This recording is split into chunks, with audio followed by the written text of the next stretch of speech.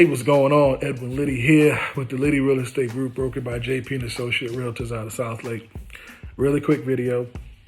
I've been getting questions just consistently from people, and they want to know, is it a good time now to buy a house with the rates being higher than normal? And should they wait for the price of the homes to go down? So let me just do this video real quick. I'm gonna talk about it and put it out there. Look, you should buy a house when you could afford to buy a house. So if the rates are preventing you from buying a house right now, you should wait. Don't buy a house right now. Just go ahead and rent and do what you got to do until you could afford to actually buy a house. If the rates are what's stopping you from buying, don't do it. Me personally, if I could afford to buy a house now, I would absolutely buy a house now, because with the rates being higher than normal, there's an abundance of inventory available. There are homes on the market that's been on the market 40, 50, 60, 70, 80, 100 days. These sellers are motivated to sell their home, so they're willing to negotiate with me to help me to buy their house. They're willing to negotiate and offer me seller's concession, which is a credit for me to buy their home, so I could offset what I've got to bring to the tables for closing costs. And the different fees that go with actually buying a house. So it's a great time to buy a house because there is inventory. So I get to pick where I want to live. And let me not even get started with builders. Builders right now, a builder has to sell, right? Homeowners don't have to sell. They can take their home off the market and sit tight. Builders have to sell because they're accountable to the banks once the house is built. So that's why you typically get a better deal on a house that's already built and sitting there than a house that's being built. But not only that, builders, because their margins between profit and loss are so large, they could afford to actually go in and help you buy your rate down, your interest rate down. So there's a lot of builders right now who are offering you an incentive toward you buying a brand new house where they will buy your rate down. So instead of it being 7%, and don't get me wrong, don't quote me on this because rates they're contingent upon your credit score, right? But let's just assume you were getting a 7%. A builder can buy that down to maybe 6.75 or 6.5, or they're able to get it down by using some of their money credited to you and buying the rate down. So this is, low-hanging fruit. If you were thinking about buying a house, don't you let these rates stop you, because what if the rates don't go down? What if the rates go up? People are comfortable. You got comfortable with the 2%, 3%, 3.25%.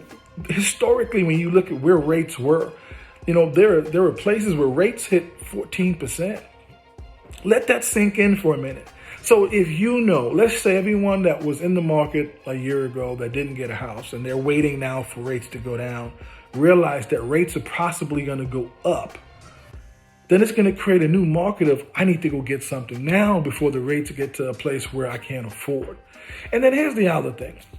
The money you spend now based upon a higher rate monthly, that won't compare to the amount of equity, the value of your home, of what your home will be worth later when the rates go back down and the home prices go up.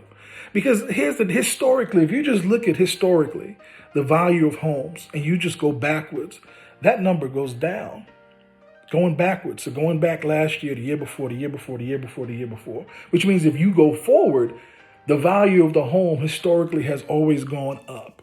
All right. If you're waiting to buy a brand new home or a home at the same price that a friend of yours or a loved one of yours purchased their home 2, 3, 4 years ago, you're probably going to be waiting for a long time because that's not how this works. My mom in New York, I remember asking her years ago about the house that she bought, years ago, back in 78. I was like, how much was this house, that back in 78? And she was like $30,000. And I'm like, what? $30,000, but back then that was a lot of money, right? And back then the interest rates were extremely high, and but now that same house is $800,000. So am I going to wait for the pricing to go back down to $30,000? That's just not going to happen. everything is it's going to get more expensive. The value of the dollar is going to continue to drop. So you're going to end up paying more for something because it's just the nature of the beast. Really, it's the way it's designed to happen. So yes, prices have gone down a little bit, but it's not because something went wrong. It's just what homes are valued at right now. And they haven't gone, it's not as significant. I mean, I've seen houses come down from 800,000 to 760. Okay, yeah, that's pretty cool, but it's not going down to 500,000 where it was. That's just not going to happen. And when the market does turn, and it will turn, according to all the lenders I've spoken to and all the professionals, it always turns. When the market turns and the rate starts to go back down, the value of these homes, because of the market, is going to change. It's going to begin to go back up. And you may find yourself in a situation where that house you were eyeing and you just waited on because the rates were high, now it just costs too much to buy because they're asking too much for it. And just because you can't buy it don't mean somebody else can't buy it. And that's even, I should probably touch on this too.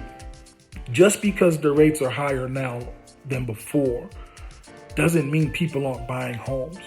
People are buying homes. They're still buying homes. While you're waiting to buy because you're like, the rates, somebody's purchasing the home that you wanted. Somebody's purchasing the home from a builder and getting incentives that are just incredible. Somebody right now is signing a contract to build something, locking that price in. I'll share this with you and then I'll let you go. I've had clients that went under contract to build brand new homes, and whatever, let's say the number was right here, and a year later when the house was done, the value of the house was up here. So they didn't do anything different. They went under contract here, and then when they were done, the value of the home was here. You know what? Once it gets here and it's worth more than what you're actually paying for it, you're in a great situation because you can buy the house and sell it and make a profit, or you can buy the house, live in it, wait 2 years, don't pay capital gain tax, and then sell it or rent it out. I'm going to do it again and again and again and again. Anyway, I don't want to ramble. I just wanted to touch on this point because a lot of people were asking me, is it a good time to buy a house? Absolutely. It's a great time to buy a house if you could afford to buy it, though. And, you know, I'm not one of those persons that will push you into a corner and say, yeah, do it. I'm one of those persons that, let's be realistic. Let me get you with the lender and let's see where you stand. Let's see if this makes sense financially. Let's see if it's something that you can actually do, because you want to do what's in your best interest, right? Anyway, I'm here to help. Edwin with the Liddy Real Estate Group, brokered by JP and Associate Realtors. And we're in the business of helping people understand the process, walking you through the process, and being with you from start to finish. All right. If you're thinking about buying, let me know. I'll help you out. If you have questions, let me know. I'll answer your questions. But I had to touch on this subject. All right. I'll talk to y'all later. Bye-bye.